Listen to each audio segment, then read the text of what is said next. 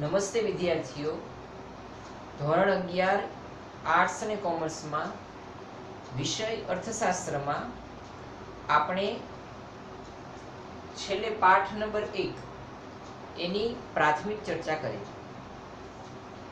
આની અગાઉ આપણે અર્થશાસ્ત્ર વિષયનો જે શરૂઆત છે એ આપણે યુનિટ નંબર 3 એટલે કે માંગ ત્યાંથી કરેલી.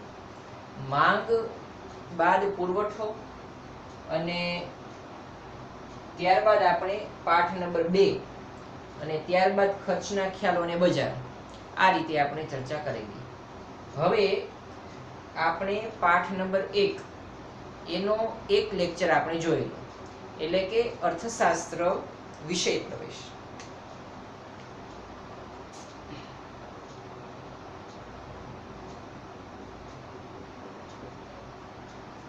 હવે જુઓ, કોઈ પણ શાસ્ત્ર છે, ખાસ કરીને આર્ટ્સના વિદ્યાર્થીઓ, સમાજશાસ્ત્ર છે, પછી ભૂગોળ છે, મનોવિજ્ઞાન છે, અર્થશાસ્ત્ર છે, રાજ્યશાસ્ત્ર છે, બરાબર, સામાજિક વિજ્ઞાન છે, આ જે કાંઈ શાસ્ત્રો છે, આ તમામ શાસ્ત્રો એ કઈ રીતે બનેલા છે એની તો આપણે આપણા મનમાં વિચાર આવવો જોઈએ કે શાસ્ત્ર એ શું છે. તો પહેલાના સમયમાં માનવી પોતાનું જીવન જીવવા માટે કેટલીક વ્યવસ્થાઓ ઘડતો, બરાબર, જુદી જુદી વ્યવસ્થાઓની રચના કરેલી. દાખલા તરીકે વર્તમાન સમયમાં અને ઘણા વર્ષોથી એ ભારતની અને સમગ્ર વિશ્વમાં માણસ માત્ર એ કુટુંબમાં વસે છે, બરાબર, એટલે કે કૌટુંબિક પ્રથા જોવા મળે છે અને પોતાના સગા સંબંધીઓ એક જ્ઞાતિ પ્રથા જોવા મળે છે, જાતિ જોવા મળે છે, બરાબર, અને વ્યક્તિ કુટુંબમાં રહે છે. તો આ પ્રકારની વ્યવસ્થા એ સમાજ, જેને આપણે સમાજ તરીકે ઓળખીએ, અમારો સમાજ, તમારો સમાજ, આપણો સમાજ વગેરે. તો આ વ્યવસ્થાને સામાજિક વ્યવસ્થા કહી દીધી, બરાબર, કે સમાજની આ એક વ્યવસ્થા છે. અને ત્યારબાદ આ વ્યવસ્થાને એ પેઢી દર પેઢી જાળવી રાખવા માટે, બરાબર, અત્યારે આપણે જે પ્રથામાં રહીએ, જે સિસ્ટમમાં રહીએ છીએ, એ ભવિષ્યની પેઢી એટલે કે આપણા પછીની પેઢી એ આ વ્યવસ્થા જાળવી રાખે, આટલા માટે શાસ્ત્રની રચના કરવામાં આવી, બરાબર. એટલા માટે સામાજિક એટલે કે સમાજશાસ્ત્ર, સમાજની જે વ્યવસ્થા છે એને પેઢી દર પેઢી જાળવી રાખવા માટે સમાજશાસ્ત્રની રચના કરવામાં આવી. હવે આપણે વાત કરીએ એ જ રીતે રાજ્યશાસ્ત્રની. રાજ્યશાસ્ત્રમાં એમ જ છે, પહેલાના સમયમાં જે રાજા મહારાજાઓ પોતાના રાજ્યનું સંચાલન કરતા, એમાંથી એને રાજ્ય વ્યવસ્થા એ ઉદ્ભવેલી અને રાજ્ય વ્યવસ્થાને પેઢી દર પેઢી જાળવી રાખવા માટે રાજ્યશાસ્ત્રનો એ ઉદ્ભવ થયો. આ રીતે જુદા જુદા પ્રકારના શાસ્ત્રો એ આવતા. પછી માનવી પહેલાના સમયમાં પોતાની જરૂરિયાતો સંતોષવા માટે પોતાને કોઈ વસ્તુની કે સેવાની જરૂરિયાત હોય તો સામેવાળા વ્યક્તિ સામે યુદ્ધ કરતો, લડાઈ કરતો, ઝઘડો કરતો, બરાબર. એનામાં સમજ શક્તિ ન હતી. ધીમે ધીમે એ માણસ એ સમય પસાર થતો ગયો, એ માણસ એ પોતાની બુદ્ધિનો ઉપયોગ કરતો ગયો, બરાબર, તર્ક આધારિત અને ગણિતના નિયમોને આધારે એ પોતાની સમસ્યાને ઉકેલવાનો એ પ્રયત્ન કરે છે. અને આ માટે પોતાના જુદા જુદા જે શાસ્ત્રો બનેલા છે, આ શાસ્ત્રોનો ઉપયોગ કરે છે. કૌટુંબિક પ્રથાની અંદર જો આપણને કોઈ પણ એવી સમસ્યા સર્જાય તો આપણે સમાજશાસ્ત્રનો ઉપયોગ કરીએ છીએ. રાજ્ય પ્રથામાં તો કે રાજ્યશાસ્ત્રનો, બરાબર.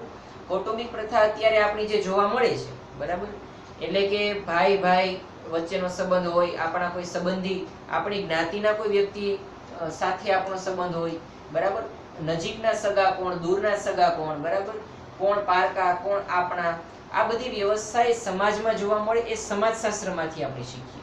હવે આપણે વાત કરવી છે અર્થશાસ્ત્રની.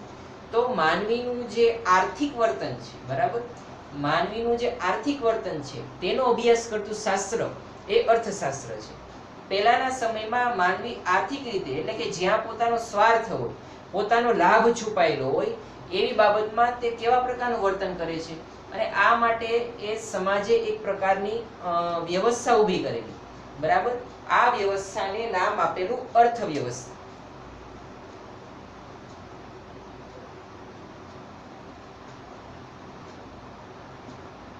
આ વ્યવસ્થાને નામ આપેલું અર્થવ્યવસ્થા.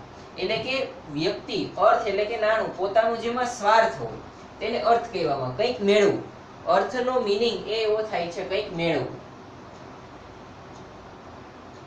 આ મેળવવા માટે, કંઈક મેળવવા માટે, કંઈક કમાવા માટે, કમાણી કરવા માટે, નાણું મેળવવા માટે, પોતાના હિત માટે એ જે વ્યવસ્થા કરવામાં આવી એ વ્યવસ્થાને અર્થવ્યવસ્થા કીધી છે.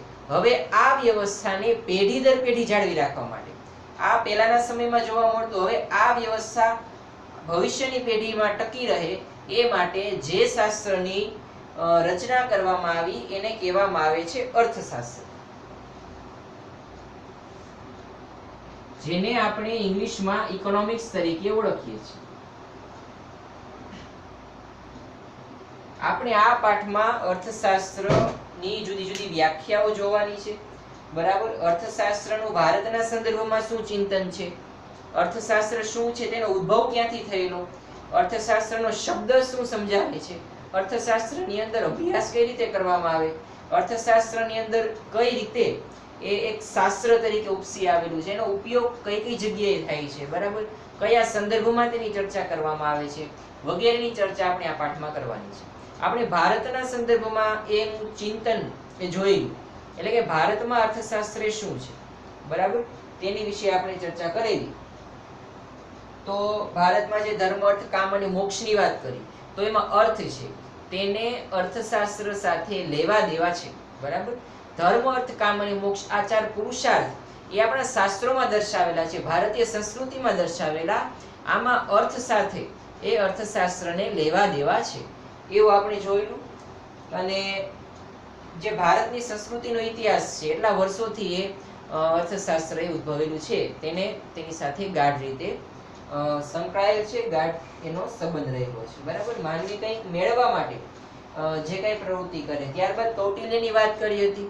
કૌટિલ્યનું જે અર્થશાસ્ત્ર છે, બરાબર, કૌટિલ્યએ પોતાનું જે મનોમંથન છે, બરાબર, આર્થિક વિચારો કૌટિલ્યએ સૌ પ્રથમ વખત રજૂ કરેલા, અને 2500 વર્ષ પહેલા, બરાબર, ઘણા વર્ષો પહેલા કૌટિલ્ય એટલે કે જેને આપણે ચાણક્ય તરીકે ઓળખીએ છીએ, બરાબર, તેણે પોતાના વિચારો એ રજૂ કરેલા.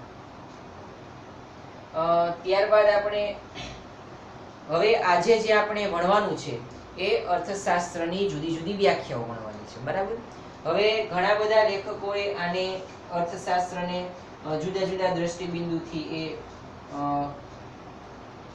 તેની સ્પષ્ટતા કરેલી છે, પરંતુ જ્યારથી ભારતના સંદર્ભમાં વાત કરીએ તો જ્યારથી એ ઔદ્યોગિક ક્રાંતિ આવેલી, બરાબર, જ્યારથી ઔદ્યોગિક ક્રાંતિ આવેલી,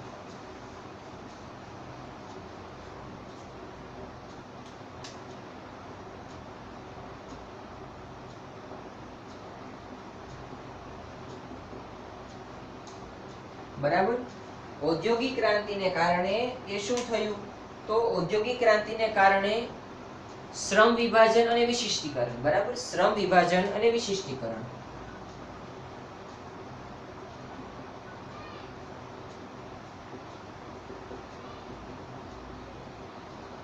આ બાબતને વેગ મળેલો. પહેલાના સમયમાં રોટી, કપડા, મકાન આ માનવીની પોતાની પાયાની જરૂરિયાત હતી, આનાથી વિશેષ કંઈ નહીં. પણ ધીમે ધીમે એ ઔદ્યોગિક ક્રાંતિ આવી, ઉદ્યોગોનો વિકાસ થયો, બરાબર, તેને કારણે શ્રમ વિભાજન, શ્રમિકોનું વિભાજન થયું, બરાબર. કોઈ પણ વ્યક્તિ એ બધા જ ક્ષેત્રનું જ્ઞાન મેળવવાને બદલે કોઈ એક જ ક્ષેત્રની અંદર એ પોતે એક્સપર્ટ બનતા શીખી ગયો, બરાબર. વિશિષ્ટીકરણ, પોતાના જે શ્રમ છે એનું વિભાજન થયું, અને વિશિષ્ટીકરણ, કોઈ પણ વ્યક્તિ અત્યારે જુઓ, તમે જોઈ શકો છો કે કોઈ પણ વ્યક્તિ કોઈ એક જ ફિલ્ડની અંદર એ એક્સપર્ટ હશે. તમામ ફિલ્ડની અંદર એક્સપર્ટ જોવા મળે એવા બહુ ઓછા વ્યક્તિઓ અથવા તો નહિવત વ્યક્તિ તમને જોવા મળશે. જેમ કે ડોક્ટર છે તો એ મેડિકલ ફિલ્ડની અંદર એક્સપર્ટ હોય, વકીલ છે તો એ કાયદાના ફિલ્ડની અંદર એક્સપર્ટ હોય, શિક્ષક છે તો એના ફિલ્ડની અંદર જે તે સબ્જેક્ટનો ટીચર છે એના ફિલ્ડમાં એક્સપર્ટ હશે. તો આ રીતે ઔદ્યોગિક ક્રાંતિને પરિણામે વિશિષ્ટીકરણ જોવા મળેલું અને શ્રમ વિભાજન જોવા મળેલું, બરાબર. આની સાથે સાથે ઔદ્યોગિક ક્રાંતિને કારણે મોટા પાયા પર ઉત્પાદન શક્ય બન્યું, નવા નવા યંત્રો વિકસાવવા પડેલા, નવી નવી ટેકનોલોજી આવેલી, બરાબર, નવી ઉત્પાદન પદ્ધતિ આવેલી, વૈજ્ઞાનિક ઉત્પાદન પદ્ધતિથી એ ઉત્પાદન થવા લાગેલું. આને કારણે એ ધીમે ધીમે એવા પ્રકારના એવા કોઈ નીતિ નિયમોની જરૂરિયાત જણાવવા લાગી કે જે આ અંગે જરૂરી માર્ગદર્શન આપે. અને ધીમે ધીમે ત્યારબાદ જુદા જુદા લોકોએ આ અંગે ના અભ્યાસો શરૂ કર્યા. અને હવે આને કારણે જે આ બાબતો હતી એમાં પ્રયોગો, પદ્ધતિ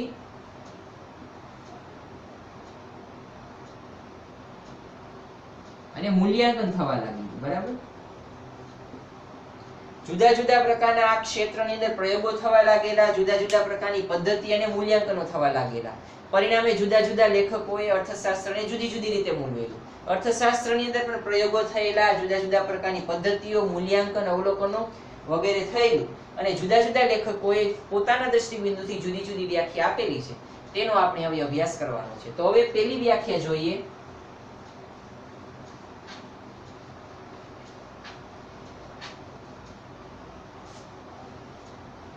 એ એડમ સ્મિથ નામના અર્થશાસ્ત્રી દ્વારા આપવામાં આવી છે.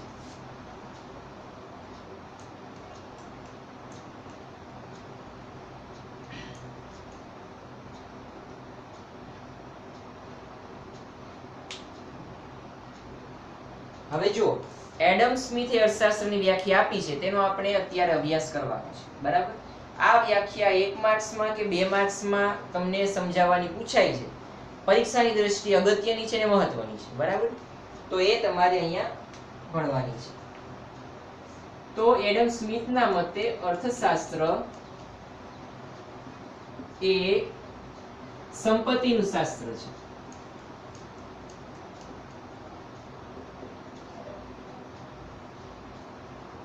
એડમ સ્મિથના મતે અર્થશાસ્ત્ર એ સંપત્તિનું શાસ્ત્ર. MCQ માં અને 1 માર્ક્સમાં પણ આવે છે.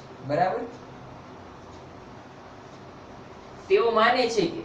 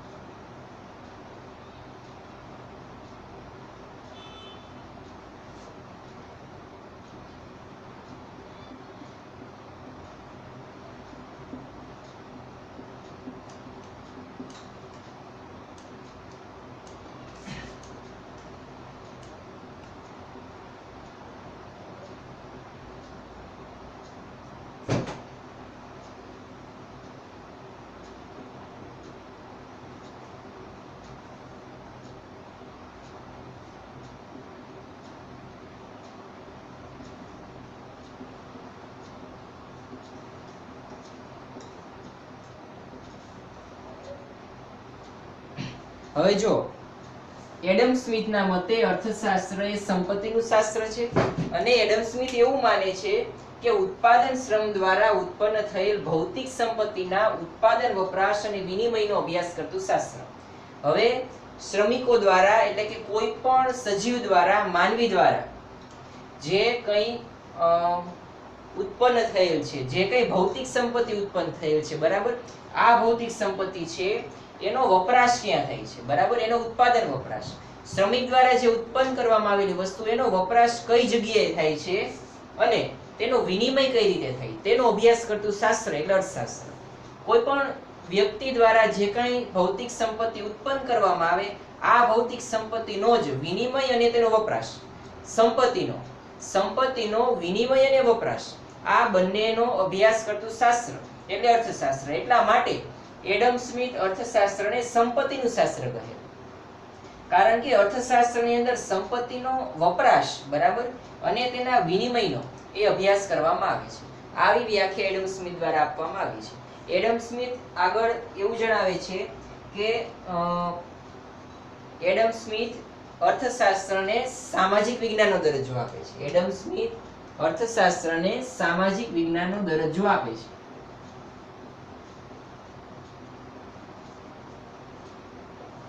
હવે જુઓ શા માટે સામાજિક વિજ્ઞાનનો દરજ્જો આપે છે. તો પેલું કે સમાજ, બરાબર. તો જુઓ અહીંયા જે કાંઈ ઉત્પાદન કરવામાં આવે, વ્યક્તિ દ્વારા જે કાંઈ ઉત્પાદન કરવામાં આવે એ શ્રમ એટલે કે કોઈ પણ વ્યક્તિ દ્વારા કરવામાં આવે. તેનો અર્થ એમ થયો કે વ્યક્તિના આર્થિક વર્તનનો અભ્યાસ કરે. અર્થશાસ્ત્ર એ કોઈ પણ વ્યક્તિના આર્થિક વર્તનનો અભ્યાસ કરતું શાસ્ત્ર છે, બરાબર. એટલા માટે તેને સમાજ સાથે સંબંધ છે, બરાબર. કારણ કે વ્યક્તિના સામાજિક સમાજમાં રહેલા વ્યક્તિના આર્થિક વર્તનનો અભ્યાસ કરે એટલા માટે એને સમાજ સાથે સંબંધ છે. અને બીજું, અર્થશાસ્ત્રની અંદર એવી પદ્ધતિઓ, ટેકનોલોજીઓ, પ્રયોગો એનો ઉપયોગ કરવામાં આવે છે કે જેને કારણે એને વિજ્ઞાન પણ કહેવામાં આવે છે, બરાબર. અર્થશાસ્ત્ર એ માનવીના આર્થિક વર્તનનો અભ્યાસ કરે એટલે કે તેને સમાજ સાથે પણ સંબંધ છે. અને અર્થશાસ્ત્રની અંદર એવી પદ્ધતિઓનો ઉપયોગ કરવામાં આવે કે જેને કારણે તેને વિજ્ઞાન કહેવું પણ યોગ્ય છે, બરાબર. આટલા માટે એડમ સ્મિથ એ અર્થશાસ્ત્રને સંપત્તિનું શાસ્ત્ર કહે છે અને સાથે એને સામાજિક વિજ્ઞાન સાથે સરખાવે છે, બરાબર. અર્થશાસ્ત્રને એડમ સ્મિથ એ સામાજિક વિજ્ઞાન કહે છે. તો આ રીતે અહીંયા એ અર્થશાસ્ત્રની વ્યાખ્યા એ એડમ સ્મિથે આપી છે. અને અહીંયા એડમ સ્મિથે એ નીતિમત્તાને એટલે કે સાચું શું, ખોટું શું, યોગ્ય શું, અયોગ્ય શું, બરાબર, આ બધી બાબતોથી પર રહે છે, બરાબર. કારણ કે ઉત્પાદન કરવામાં આ બધી બાબતોને જો ધ્યાનમાં લેવામાં આવે તો અર્થશાસ્ત્રની સ્પષ્ટ વ્યાખ્યા એ આપી શકાય નહીં. અહીંયા નીતિશાસ્ત્ર, નીતિમત્તા વગેરેથી એડમ સ્મિથ થોડા દૂર રહે છે, બરાબર. અહીંયા સાચું શું, ખોટું શું, યોગ્ય, અયોગ્ય વગેરે બાબતોને ધ્યાનમાં લેવામાં આવતું નથી. અહીંયા માત્ર સમાજ એટલે કે વર્તન, માનવીનું ઘણા બધા પ્રકારનું, કોઈ સમાજમાં રહેતા વ્યક્તિ સાથેના સંબંધો એ તેનું સામાજિક વર્તન છે, બરાબર. ત્યારબાદ કોઈ પણ સમાજમાં રહેલા વ્યક્તિ છે એનો કોઈ શાસન કરવા માટેનો એનો જે વર્તન છે એ રાજકીય વર્તન છે, બરાબર. કોઈ વ્યક્તિ સાથે તે તોછડાઈથી વાત કરે છે તો એના સંસ્કારમાં થોડી ખામી, બરાબર, એનું પારિવારિક વર્તન. કોઈ વ્યક્તિ છે એનામાં એવું ક્ષાત્રવટ જોવા મળે, કોઈ વ્યક્તિને મારે, પીટે, બરાબર, એટલે કે યુદ્ધ કરે, લડાઈ કરે, ઝઘડો કરે, તો આ એનું એક ખાનદાની એનું વર્તન છે. પણ જ્યારે વ્યક્તિ એ કંઈક મેળવવા માટે વર્તન કરે, કમાવા માટે વર્તન કરે, બરાબર, પૈસા મેળવવા માટે જે કાંઈ વર્તન કરે ને આ વર્તન આર્થિક વર્તન કહેવાય. હવે કોઈ પણ વ્યક્તિ જ્યારે દુકાનમાં વસ્તુ ખરીદવા માટે જાય છે ત્યારે તે ગ્રાહક તરીકેની ભૂમિકા ભજવે છે, એ એનું આર્થિક વર્તન છે. જ્યારે કોઈ વ્યક્તિ કોઈ વસ્તુનું વેચાણ કરે છે ત્યારે તે કંઈક મેળવવા માટે, કમાણી કરવા માટે વસ્તુનું વેચાણ કરે તો એ તેનું આર્થિક વર્તન છે. તો આ એનું આર્થિક વર્તન છે. ખરીદી કરવામાં, વેચાણ કરવામાં, કંઈક મેળવવામાં, કમાણી કરવામાં, આ બધું એનું આર્થિક વર્તન છે. આનો અભ્યાસ છે એ અર્થશાસ્ત્રમાં કરવામાં આવે છે. એટલે કે સમાજ સાથે સંબંધ છે, સામાજિક અને વિજ્ઞાન. તો કે હવે આ બધો અભ્યાસ છે વૈજ્ઞાનિક પદ્ધતિથી. અર્થશાસ્ત્રમાં ઘણી બધી પદ્ધતિઓ. હવે જો માંગ અને પુરવઠો એક ચોક્કસ પ્રકારનો નિયમ દર્શાવી દીધો, બરાબર. કિંમત વધે તો માંગ ઘટે અને કિંમત ઘટે તો માંગ વધે. આ એક પ્રકારનો વૈજ્ઞાનિક સિદ્ધાંત દર્શાવી દીધો. એટલે કે ચોક્કસ પ્રકારની પદ્ધતિનો અર્થશાસ્ત્રની અંદર ઉપયોગ કરવામાં આવે છે. આટલા માટે એને વિજ્ઞાન પણ કીધું છે. આમ અર્થશાસ્ત્ર એ સામાજિક વિજ્ઞાન તરીકેનો દરજ્જો એ એડમ સ્મિથે આપેલો છે. તો આ બાબત પણ યાદ રાખવાની. એડમ સ્મિથ અર્થશાસ્ત્રને સામાજિક વિજ્ઞાન કહે છે. એડમ સ્મિથ અર્થશાસ્ત્રને સંપત્તિનું શાસ્ત્ર કહે. કારણ કે શ્રમિક દ્વારા જે કાંઈ સંપત્તિનું સર્જન કરવામાં આવે તેનો વપરાશ, બરાબર, એ સંપત્તિનો વપરાશ અને તેનો વિનિમય, તેની સાથે અર્થશાસ્ત્રને સંબંધ છે. તેનો અભ્યાસ એ અર્થશાસ્ત્રની અંદર કરવામાં આવે છે. તો આમ એડમ સ્મિથ એ અર્થશાસ્ત્રને સંપત્તિનું શાસ્ત્ર માને છે કારણ કે તેમાં સંપત્તિનો ઉત્પાદન, વપરાશ અને તેનો વિનિમય, તેનો અભ્યાસ કરવામાં આવે છે. અર્થશાસ્ત્રને તે સામાજિક વિજ્ઞાન માને કારણ કે તે માનવીના આર્થિક વર્તનનો અભ્યાસ કરે છે અને જે કાંઈ અભ્યાસ કરે એ વૈજ્ઞાનિક પદ્ધતિ કે પ્રવિધિઓ દ્વારા કરે છે. તો આ હતી એડમ સ્મિથના મતે અર્થશાસ્ત્રની વ્યાખ્યા, બરાબર. હવે ત્યાર પછી હવે જો બીજી એક વસ્તુ કે આ રીતે જે આપણે વ્યાખ્યા જોઈ એડમ સ્મિથની, આવી હજી તમારે 2-3 અર્થશાસ્ત્રીઓની વ્યાખ્યા જોવાની છે, બરાબર. તો આ વ્યાખ્યા છે એ તમને 1 માર્ક્સમાં કે 2 માર્ક્સમાં એ પરીક્ષામાં પૂછાય છે, બરાબર. તો આ બધી વિગતો અત્યારે જે હું બોલેલો, જે મેં સમજાવેલી, એ તમારે એમાં લખવાની થાય. 3 માર્ક્સમાં પણ પૂછાય કે એડમ સ્મિથ દ્વારા આપવામાં આવેલી અર્થશાસ્ત્રની વ્યાખ્યા સમજાવો. તો આ વ્યાખ્યા તમારે વિગતવાર સમજાવવાની થાય. તો આજનું તમારું હોમવર્ક એ આ વ્યાખ્યા તમારે વિગતવાર સમજાવીને એક વખત લખીને મોકલાવાની.